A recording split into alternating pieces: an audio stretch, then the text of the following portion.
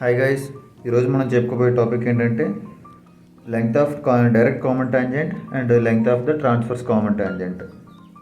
Direct common tangent అంటే ఇప్పుడు assume చేసుకోండి, ఇక్కడ ఒక రెండు సర్కిల్స్ ఉన్నాయి. ఇది ఒక large circle with a radius of R1 and a small circle with a radius of R2. ఈ రెండింటికి బయట నుంచి ఒక టాంజెంట్ రెండింటిని కనెక్ట్ చేస్తుంది అనమాట. మనకి ఎప్పుడైనా ఒక టాంజెంట్ అంటే ఒక టాంజెంట్ నుంచి పర్పెండిక్యులర్ లైన్ డ్రా చేస్తే అది అనేది మనకి 90 డిగ్రీస్ ఉంటుంది. సో ఇది 90 డిగ్రీస్ అండ్ ఇక్కడ కూడా సేమ్ ఇది 90 డిగ్రీస్. సో మనకి ఈ సర్కిల్కి టాంజెంట్ అనేది ఎక్కడ టచ్ అయింది, ఈ సర్కిల్కి అనేది ఎక్కడ టచ్ అయింది.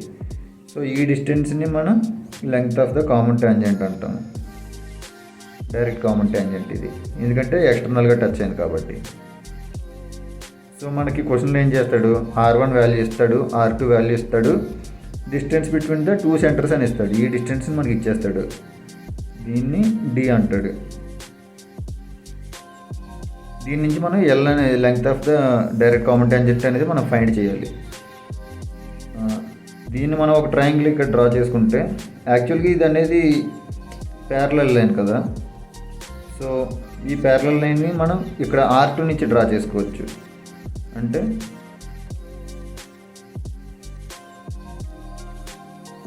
సో ఇది R2 కాబట్టి ఈ వాల్యూ కూడా R2 అవుతుంది. ఇదేమో ఓవరాల్గా R1 కాబట్టి ఇది R1 మైనస్ R2 అవుతుంది. ఈ ట్రయాంగిల్ ఇప్పుడు మనకు ఒక కొత్త ట్రయాంగిల్ అనేది ఫామ్ అయింది. ఈ ట్రయాంగిల్ మనం బయట డ్రా చేసుకుంటే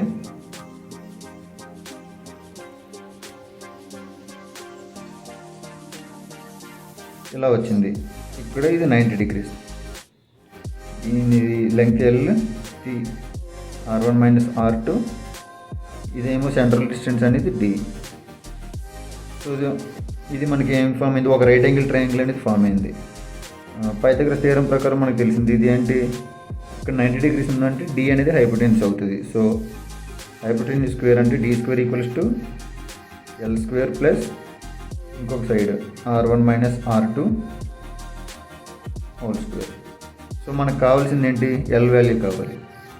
so L square equals to D square minus of R1 minus R2 whole square.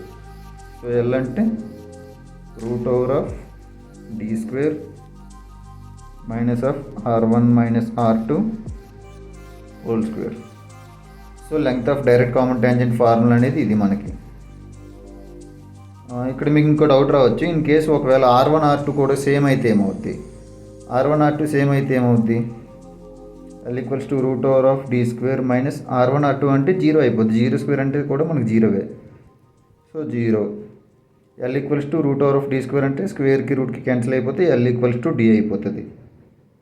L equals to D ఎలా అయిందంటే మనకి ఇప్పుడు చూడండి, రెండు సేమ్ సర్కిల్స్ ఉన్నాయి, వీటికి ఒక కామన్ టాంజెంట్ పాస్ అయిందంటే దీని లెంగ్త్ ఈక్వల్ టు కూడా సేమ్ డిస్టెన్స్దే కదా. So distance equal to length. So మనకి L ఈక్వల్స్ టు D అవుతుంది అనమాట. నెక్స్ట్ క్వశ్చన్,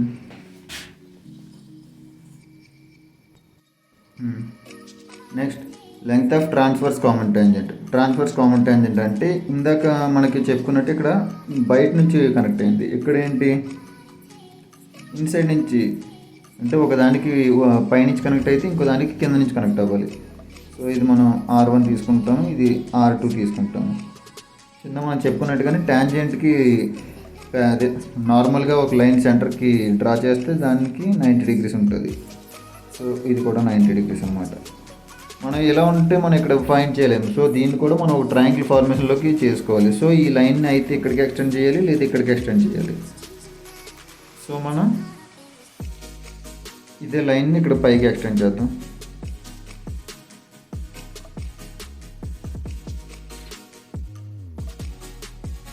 సో ఇక్కడ R2 ఉంది కాబట్టి ఇది కూడా R2 అవుతుంది. ఇదేంటి మనకి L కాబట్టి ఇది కూడా L అవుతుంది. ఇప్పుడు మనకి కొత్త ట్రయాంగిల్ అనేది ఫామ్ అయింది ఇలా. ఇప్పుడు ఇదే ట్రయాంగిల్ మనం బయట డ్రా చేస్తే ఇక్కడ 90 డిగ్రీస్ కాబట్టి ఇది కూడా 90 అవుతుంది.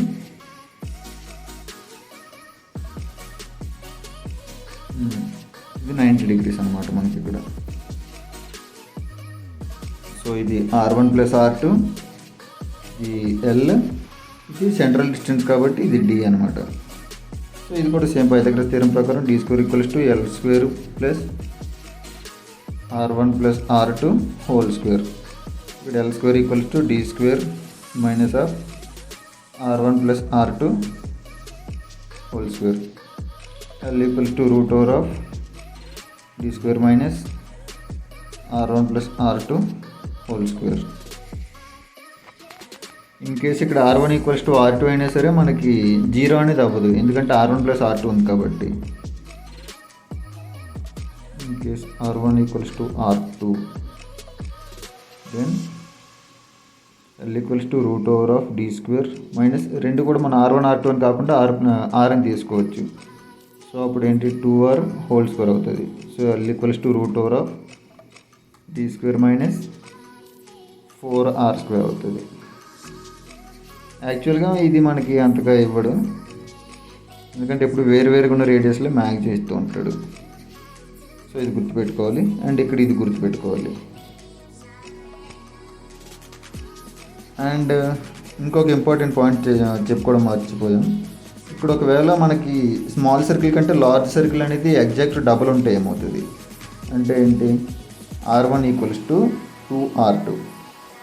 ఈ కండిషన్ వచ్చినప్పుడు ఏమవుద్ది, L =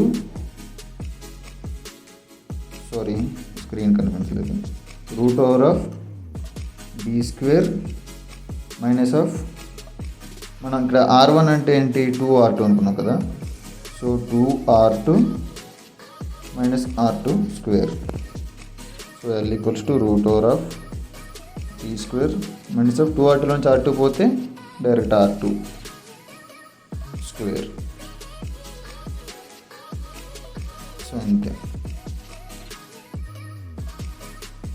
సో వీడియో నచ్చితే ఛానల్ని సబ్స్క్రైబ్ చేయండి, లైక్ చేయండి, కామెంట్ చేయండి, షేర్ చేయండి. Thank you.